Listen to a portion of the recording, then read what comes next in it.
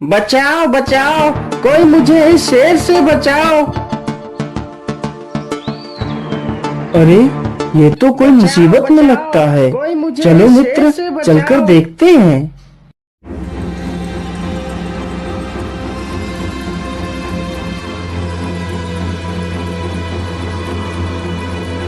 बचाओ बचाओ, कोई मुझे इस शेर से बचाओ।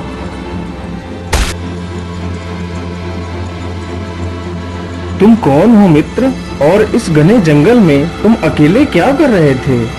मित्र, मेरा नाम सदा सुख है। मेरा इस दुनिया में कोई नहीं है। मैं आज इस जंगल से गुजर रहा था, तभी अचानक से यह शेर मुझ पर हमला कर दिया। मित्र, तुम अपने आप को अकेला मत समझो। आज से हम दोनों तुम्हारे मित्र हैं और आज से तुम हमारे साथ ही रहोगे। मेरा नाम वीरसेन है और मैं इस राज्य का राजकुमार हूँ। राजकुमार अपने मित्र को तलवारबाजी सिखाता है।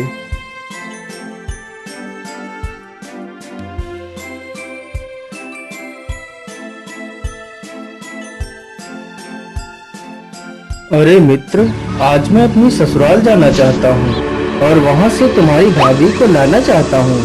इसलिए मैं चाहता हूँ कि तुम दोनों भी मेरे साथ चलो। हाँ हाँ, क्यों नहीं मित्र, हम दोनों तुम्हारे साथ अवश्य चलेंगे। मुझे इसके लिए अपने पिता से अनुमति लेनी पड़ेगी। पिताजी, आज मैं अपने मित्र के साथ उसकी ससुराल जाना चाहता हूँ। मुझे जाने की अनुमति दें।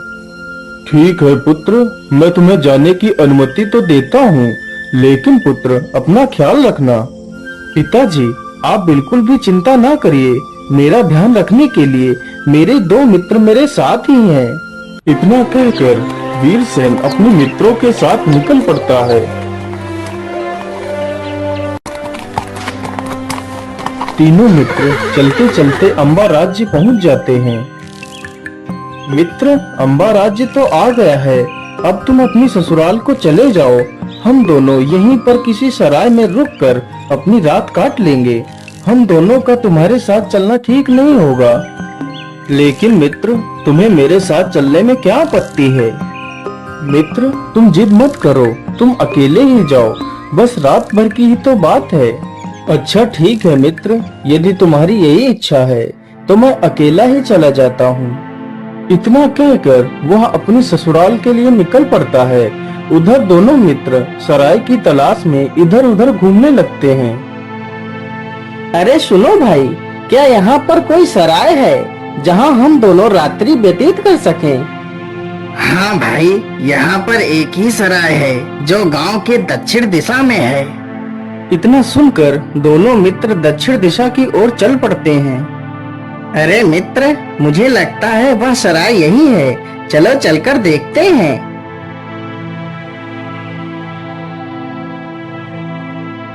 अरे माताजी, हम दोनों परदेसी हैं और आज रात इस सराय में रुकना चाहते हैं।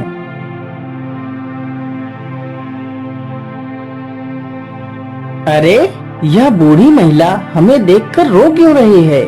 इसका क्या कारण है? अरे मित्र, यह माताजी तो रोने लगी। इन्हें क्या हुआ? चलो मित्र, हम अंदर चलकर किसी और से पूछते हैं।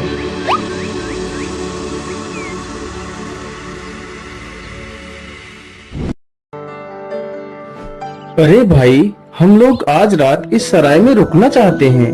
हाँ हाँ, क्यों नहीं। आप जितने दिन तक यहाँ रहना चाहते हैं रह सकते हैं। जैसे ही वह दोनों पीछे मुड़कर देखते हैं तो एक बहुत ही सुंदर स्त्री खड़ी थी। उसकी सुंदरता को देखकर राजकुमार उसकी सुंदरता में ही खो जाता है। अरे वाह, यह स्त्री तो कितनी सुंदर है। इसके जैसी सुंदर स्त्री तो मैंने अपने पूरे जीवन में नहीं देखी। काश मुझे इस सुंदर स्त्री के साथ एक रात बिताने को मिल जाता तो आनंद ही आ जाता। जिसकी सुंदरता में राजकुमार खो गया था, वह स्त्री पेशे से एक वैश्या थी। अजी, आज रात भर क्या आप मुझे ही घूरते रहोगे या कुछ और भी करोगे? कुछ और क्या सुंदरी? यही कि आज रात भर आप जागते ही रहेंगे क्या? सोएंगे नहीं? फिर वह दोनों मित्र शयन कक्ष में चले जाते हैं।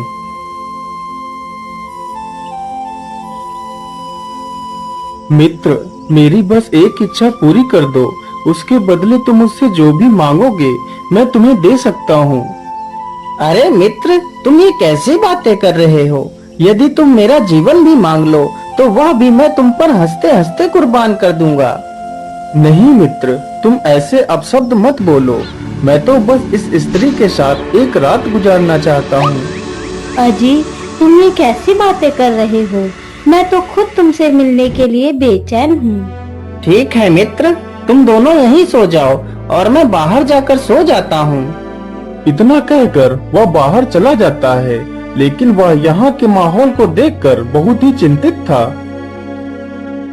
आखिर यहाँ क्या चल रहा है?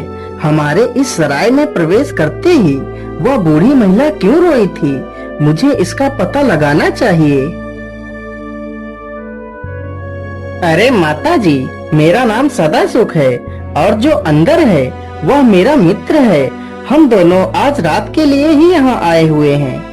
हाँ हाँ बेटा, मैं जानती हूँ। लेकिन माता जी, मेरे अंदर एक सवाल चल रहा है। यदि आपकी इच्छा हो तो क्या मैं आपसे पूछ सकता हूँ? हाँ बेटा, जरूर पूछो। तुम्हें क्या पूछना है? माता जी, जब हम दोनों मित्र इस सराय में आए थे तो तुम हमें देखकर क्यों रोई थी? तुम्हारा इस प्रकार रोने का क्या कारण था माता?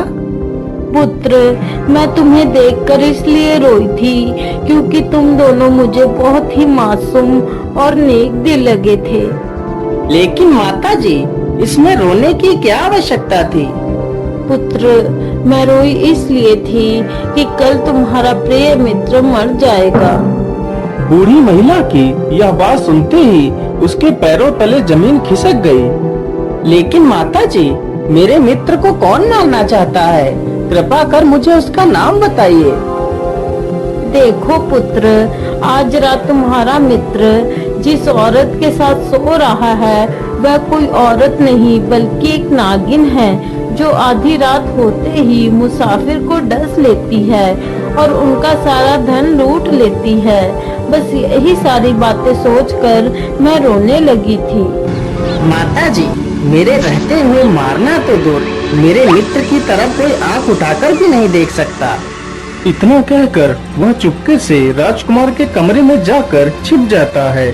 जैसे ही आधी रात गुजरती है तो वह नागिन चुपचाप उठती है और अपने आप को दो भागों में बांट लेती है। एक तो चुपचाप राजकुमार के पास लेट जाती है और दूसरी नागिन का रूप बदल लेती है। जैसे ही वह नागिन राजकुमार को डसने के लिए आगे बढ़ती है, तभी राजकुमार का मित्र अपनी तलवार से उस नागिन को दो टुकड़ों में काट देता है और उसे एक कोने में छिपा देता है तथा सराय से बाहर चला जाता है। तभी उसने देखा कि एक सुंदर स्त्री सज धज कर हाथ में दीपक लिए जंगल की ओर चली जा रही है। अरे, इतनी रात्रि में यह महिला जंगल क्यों जा रही है? मुझे इसका पता लगाना चाहिए।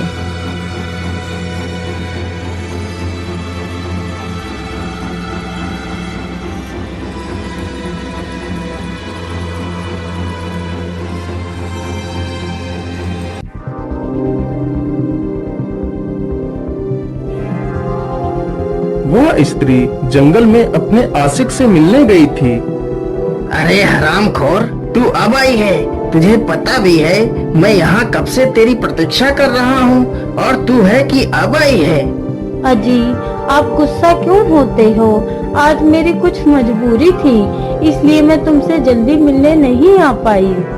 ये सारी कहानी वह लड़का छिपकर देख रहा था। अच्छा, आज तेरी ऐसी क्या मजबूरी थी जो तूने आने में इतनी देर लगा दी? अजी, आज मेरे पति मुझे लेने के लिए आए हैं, जो कि मुझे कल अपने साथ लेकर चले जाएंगे। इसलिए उनकी खातिरदारी में मुझे देर हो गई और मुझे लगा कि कल मैं तो तुम्हें छोड़ के चली ही जाऊंगी, तो क्यों ना आज रात तुम्हारे साथ बिता लूं। इतना सुनकर वह आशिक और भी ज्यादा आग बबूला हो गया और गुस्से में आकर उसने अपने दांतों से महिला की नाक काट ली। तो वह महिला वहां से भाग खड़ी हुई। अरे अरे, यह इंसान तो कितना निर्दयी है। इसने इतनी सुंदर स्त्री की नाक काट ली। मैं इस हरामजादे को जिंदा नहीं छोड़ूंगा। सदासुख तुरंत ही अपनी तलवार निकालता है और पीछे से जाकर उसकी गर्दन उड़ा देता है और वहां से चला जाता है। हे भगवान, अब मैं क्या करूं? इस कटी नाक का हाल मैं सबको क्या सुनाऊंगी? यदि सब लोगों ने मेरी सच्चाई जान ली तो मुझे मार ही डालेंगे। मैं क्या करूं? क्या करूं? ऐसा करती हूँ कि इसका इल्जाम मैं अपने पति पे लगा देती हूँ कि उसी ने मेरी नाक काटी है। हाय हाय, कोई तो मुझे बचाओ इस बेदर्द इंसान से। इसने तो मेरी नाक ही काट ली। अब मैं क्या करूँगी? इतना सुनते ही घर के सारे लोग इकट्ठा हो जाते हैं। तब तक सुबह हो जाती है। अरे तुम शोर क्यों मचा रही हो? यह नाक तो मैंने नहीं काटी है, फिर तुम झूठ क्यों बोल रही हो? अरे नहीं नहीं, हम तुम्हें ऐसे नहीं छोड़ेंगे। चलो राजा के पास, वहीं चलकर फैसला होगा। उधर सराय में जब वह नागिन नहीं उठी तो सराय के मालिक को चिंता हुई।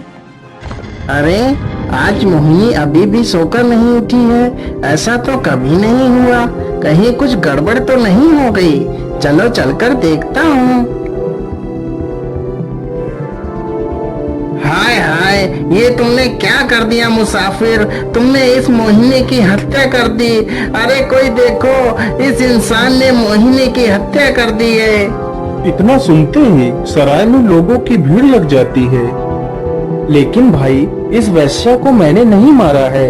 हम दोनों तो आराम से पलंग पर सो रहे थे। भला मैं इस वैश्या को क्यों मारूंगा? नहीं नहीं, तुम झूठ बोल रहे हो। चलो राजा के पास, वहीं चलकर फैसला होगा। दोनों मित्रों का फैसला राजा के दरबार में जाता है।